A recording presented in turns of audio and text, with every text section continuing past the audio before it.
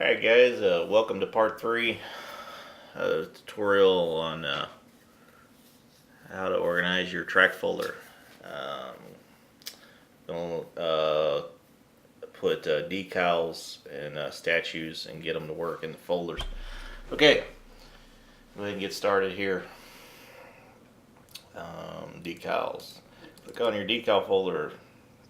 Grab you, or if you don't like the stock textures that come with the track, you can make your own, and which I did here. I made my own and put them in the game. Name this one On Track. Okay, once you got it in there, click on your decals file. Okay, now what you're going to do here is pretty much the same thing as the billboard. Just track slash decal slash reference your decal on track PNG. Okay. Notice I put it first. I just overwrote one of the stock textures. That way I didn't got to deal with any of these numbers. I don't have to type them. The reason why I did this is because the reason why I put it first is because that means that it's going to be the first texture in game, like automatically. You go in game, and as soon as you click your mouse, after you selected decals, this is going to be the first texture, and it's going to automatically show up. This way you don't have to go searching for it on the track. I'll show you in game here in a second. I'm going to go over some numbers here. This one, like before, is your position of the decal. I don't really know what these couple of these numbers are besides the 32. The really only number that concerns me here is the 32 here. This number here. This is the size of your decal, which is nice to know. This way, you can make it smaller if you wanted to. You know, you could just make it 25 and make it smaller. But about as big as you want to go is about 32 for your on-track textures. This way you don't lose the integrity of the texture. Any bigger than that, you're going to start getting blurry and stuff. I know on the overviews, you got to go super huge, but you're going to get some blur, a lot of blur in that. So, but just for basic textures, you really don't want to go higher than 32, depending on your tile size. Okay. And another thing is this helps because you don't have to go into PS and make this texture smaller, like you know what I'm saying, and that you're losing the quality of the texture by doing that. So this way the game does it automatically and you don't lose the quality of the texture. Hope I said that correctly and it's not too confusing, but it's nice to know. Okay, make sure you got everything spelled correctly and it looks good. Okay, and save it. Click out of it. And let's go in game, see if it worked.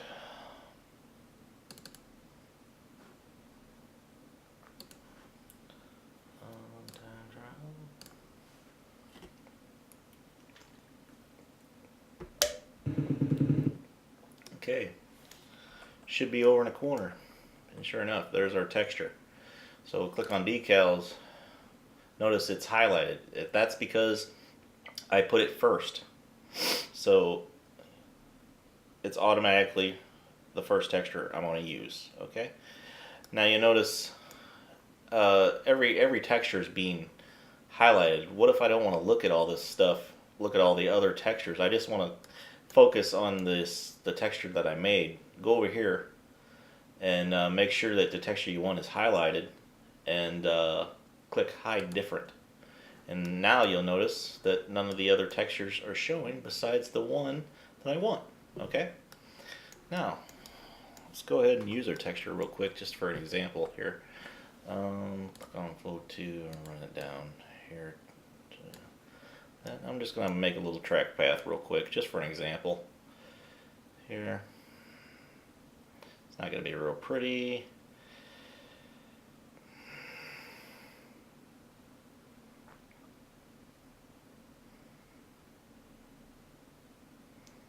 Something simple here.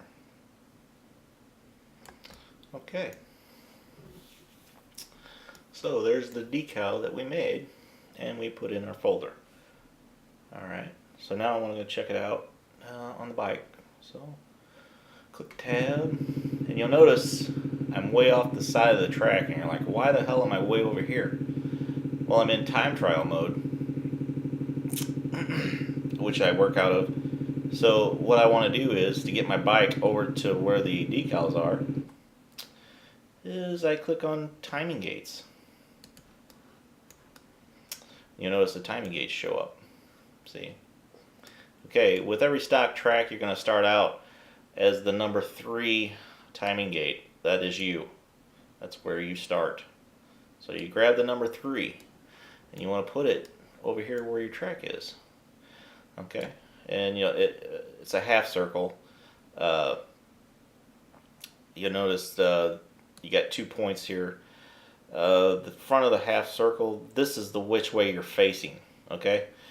Right now I'm facing, I got it pointed towards the track. If I want to face the other way backwards, I face it that way. If I want to put it over here, that way. Okay, I want to face this way. And now I should show up right there. Let's go in game. Click reset on your controller, which I don't have my freaking controller hooked up right now, so we can't reference that. Here, give me a second. Right here, and I'll show you. I'll save this real quick. Click out of game. Got my controller going now. Go back in game. Sorry about this, guys. Didn't look and see if my controller was on. Now you'll notice I'm going to start at the start gate. And we'll just see if that worked. And here I am at the start gate because I moved my timing gate. Okay. And that is super loud. Turn it down a little bit. And there's our textures. Alright. So now, I'm going to show you something else real quick. You might already know it, but I found this out on my own, which I found out pretty much everything on this. Everything on my own. Let's say you want to get rid of a bunch of decals. Like, you got all these decals hitting this area.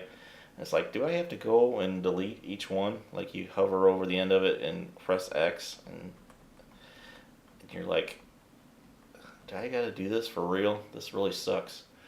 And you want to do it in game and not with Notepad. So I found out that if you hit the caps lock button and hit X, now you're deleting like 10 to 20 at a time. It's a real nice feature to do if you like messed up on something and you want to go back and get rid of a bunch of textures. It's a real nice feature. But make sure you're aware that you have your caps lock on when you go to delete stuff, because you can screw up, which I've done many times, and really pisses you off. Okay, I think we're done with decals here. Get everything there. Okay. Alright, now we're going to go to statues. We got our decals covered. Okay. Now, statues. Click on your statue folder. I already grabbed a statue. It's one of Hags GP bales. I picked it because it's got collision, and just give you a good reference on it. Okay, I'm going to go ahead and throw my statue that I've chosen. I've I put everything in there, the JM, the SHP file, and the PNG. Everything's in there. Okay, now I'm going to go to the statues file. There we go. And with Notepad. Okay, see this? Now I want to reference my names here. So I'm going to go ahead and put that there. This here. This might be in the way. Okay. This is a little different. You got to do a little bit more typing on this. Just be sure to reference the other statues in the file. These are all the stock statues that come with a blank track. Okay, like this, I'm just going to go ahead and use the first one. I like doing that because, I don't know, it's easy. And I don't have to type out any of the positions or anything. So, I'm going to go ahead and get rid of the names here. And go ahead and get our statue in here. Let's see. Test track / statue. And that's not how you spell it.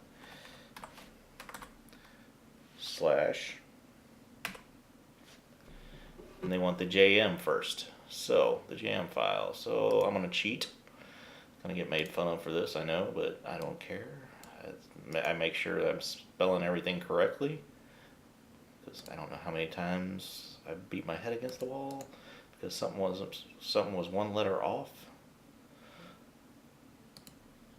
Okay, now we have, that's the JM. Now we want the PNG. You gotta type the same thing. Just track / statues, which is in our statue folder. And then we want the PNG, which is this right here.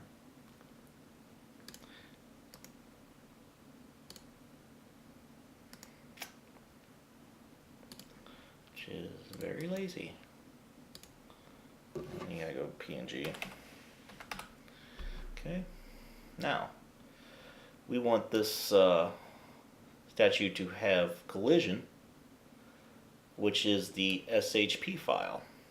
The SHP files are the collision of the statues, so we want it to have collision. So here we go.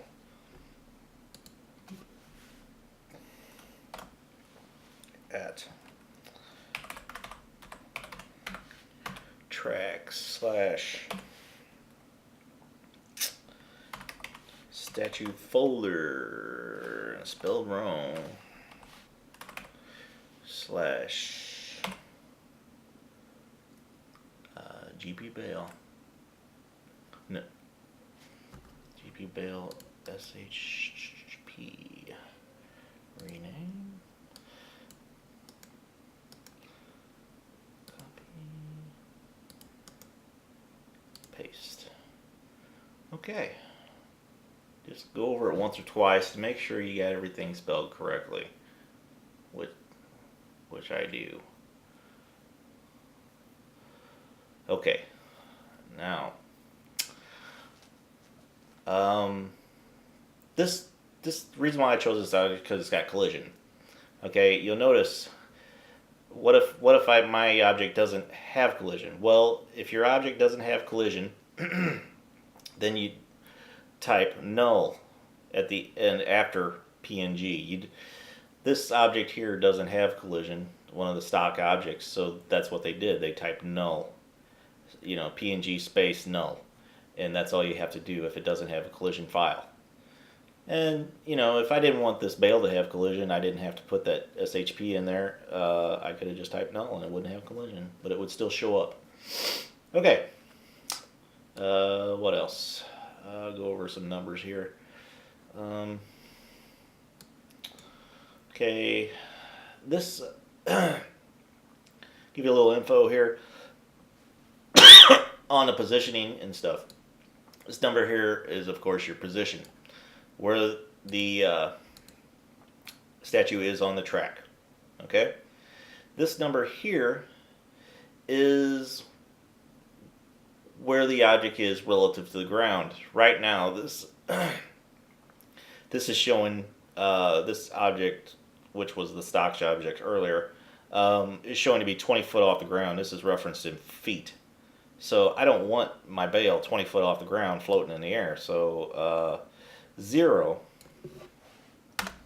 is on the ground, sitting right on top of the ground. That's where I want it. So if I wanted it in the ground, like in billboards, -2, 25, whatever. That's how you do that. But I just want it sitting on the ground, so that's where it's going to be. So I think I've covered everything here. Let's go see if it worked. Go in game here, make sure my controller's on. It is. We'll go time trial.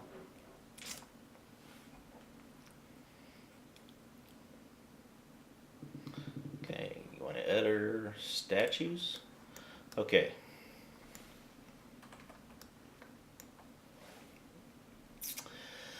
Since it was the first statue, it's going to be in here. Which it was underneath this tree. These trees, these stock trees, are 2 objects. It's the top and the bottom. So there's our bale that we put in game. I'm going to go ahead and highlight it, and I want to place it on my track. So I just press D for duplicate and start placing my bales. Good times. And place some bales here. And what if you're like, oh fuck, I placed too much. How do I get rid of the ones I just placed? Well, all you have to do is hover over the bottom of the arrow, the little circle, press X. And that deletes them. If you want to rotate them, just hit the top of the arrow and rotate it whatever way you want. Okay, let's go check and see if it worked. If we can see them in game and see if the collision works. Okay.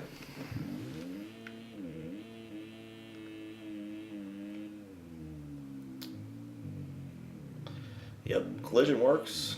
Everything looks good. All right. So, let's see. That's all I want to go over for this part 3. In my next tutorial, I'm going to go over setting your track up for bigger size. If you want instead of the 1025 by 1025 terrain, if you want it the bigger size, the higher definition, 2049 by 2049, I'm going to show you how to set that up with the terrain HF file and the shading files if you're going to use shading or the shaders. It doesn't matter. And also I'm going to show you how to make a map, how to get your track path in the game, so you can see where you're at on the track. I'll show you how to do that. It's pretty simple. Alright, thanks guys. Shutting this one down.